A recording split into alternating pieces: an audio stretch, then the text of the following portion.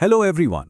आज के इस एक्सप्लेनर में हम एक ऐसी कविता एक्सप्लोर करने वाले हैं जो हमारे दिलों में एक अलग ही लेवल का देश प्रेम जगा देती है। आज हम मिलकर सुब्रमण्य भारती जी की लिखी हुई बेहद beautiful poem Bharat our land का लाइन बाय लाइन विश्लेषण करेंगे।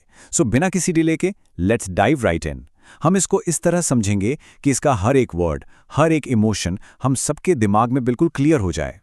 बट फर्स्ट एक बहुत ही इंटरेस्टिंग सवाल आता है, आखिर क्या चीज़ एक देश को एक्चुअली महान बनाती है? क्या वो वहाँ के ऊंचे पहाड़ हैं, वहाँ की बहती नदियाँ हैं, या फिर वहाँ की रिच कल्चर और लोग? सुब्रमण्य भारती, जो कि एक महान कवि और सपथ देशभक्त थे, उन्होंने इस पोएम में हमारे भारत की हर उस स्पेसिफिक खूबी को हाईलाइट किया है जो इस धरती को लिटरली सबसे अलग बनाती हैं। तो चलिए देखते हैं कि इन्होंने शब्दों का जादू कैसे बिखेरा है। आइए सबसे पहले फर्स्ट स्टैंजा का ओरिजिनल टेक्स्ट देखते हैं। इसे पढ़ते हुए जो प्राइड फील होता है ना, वो कमाल का है। Original text: the mighty Himavant is ours, there is no equal anywhere on earth, the generous Ganga is ours, which other river can match her grace. अब इसकी इंग्लिश एक्सप्लेनेशन समझते हैं। यहाँ राइटर कहना चाहते हैं कि हमारा जो भूगोल है यानी ज्योग्राफी, वो सबसे अनोखा है। वो बता रहे हैं कि हमारे हिमालय पहाड़ सबसे ताकतवर और विशाल हैं और पूरी दुनिया में उनके जैसा कोई दूसरा पहाड़ है ही नहीं। और हमारी गंगा नदी को देखिए, वो कितनी दानी और दयालु है। पूरी दुनिया में ऐसी कौन सी नदी है जो गंगा की प्योरिटी और ग्रेस का मुकाबला कर सकती है? इसका सीधा सा मतलब है कि हमारी धरती किसी से कंपेयर नहीं की जा सकती। आगे बढ़ते हैं। ओरिजिनल टेक्स्ट में कवि कहते हैं, the sacred Upanishads are ours, what scriptures else to name with them, this sunny golden land is ours, she is peerless, let's praise her. यहां बात सिर्फ फिजिकल ज्योग्राफी से आगे बढ़कर हमारी नॉलेज और हेरिटेज पर आ गई है। इसकी इंग्लिश एक्सप्लेनेशन कुछ इस तरह है। कवि यहाँ ये बताना चाह रहे हैं कि जो पवित्र उपनिषद हैं वो हमारे हैं।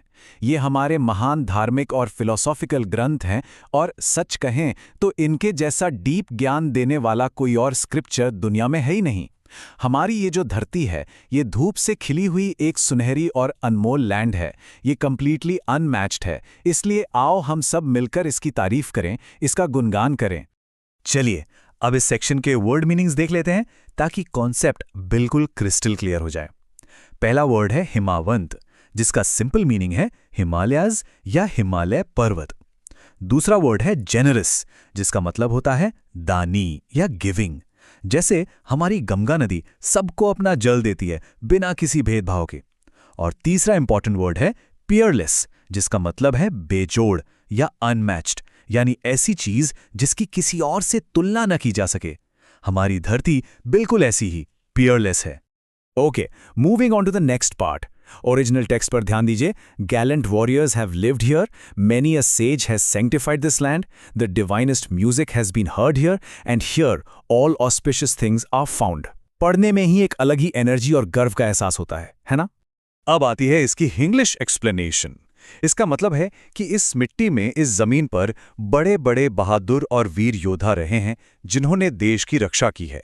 और सिर्फ योद्धा ही नहीं, बहुत से ऋषियों और मुनियों ने यहाँ तपस्या करके इस जमीन को और भी पवित्र बना दिया है।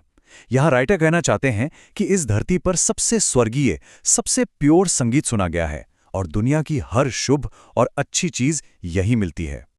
Let's quickly check the word meanings for this part. Gallant का मतलब होता है वीर या ब्रेव, जो बिना डरे मुश्किलों का सामना करते हैं।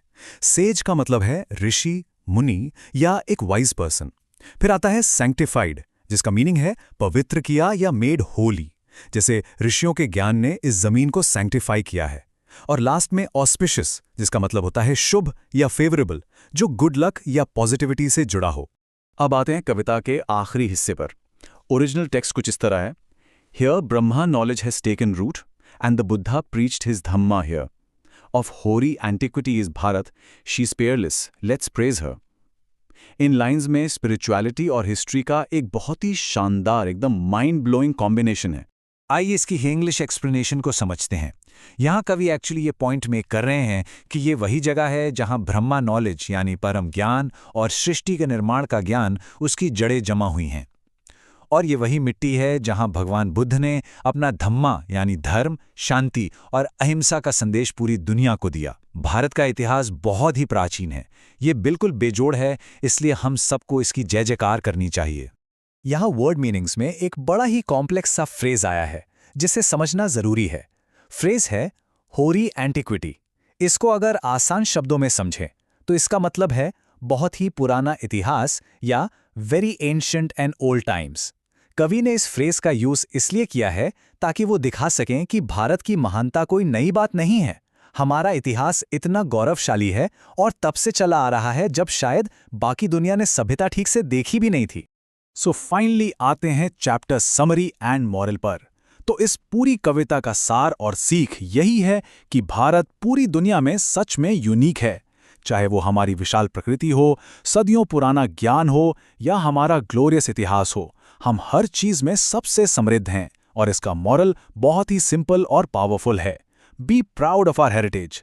हमें अपनी इस अनमोल विरासत पर हमेशा गर्व होना चाहिए। उम्मीद है इस एक्सप्लेनर से ये चैप्टर सबके दिमाग में बिल्कुल फिट हो गया होगा। इस सेशन में जुड़ने के लिए सबका बहुत बहुत शुक्रिया। Keep on learning and stay proud.